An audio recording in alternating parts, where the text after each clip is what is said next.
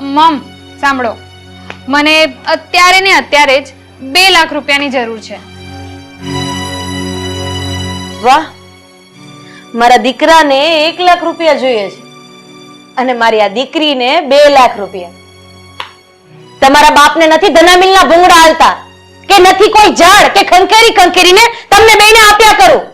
સરસ બેટા, તમે લોકો 2 લાખ રૂપિયાની વાત કરો છો, પણ એકવાર ખાલી 2 રૂપિયા કમાતા શીખો એટલે તમને રૂપિયાની કિંમત ખબર પડી જશે. હું જોઉં છું તમારી જુવાનીના જોશમાં હવા બહુ ચાલી રહી છે, પણ યાદ રાખજો એ જ હવા જ્યારે તોફાન બનીને ઘર ઉપર આવશે ને અને ઘરનો વિનાશ થશે ને ત્યારે તમારી આંખ ખુલશે. પણ અફસોસ એ વખતે બહુ મોડું થઈ ગયું હશે.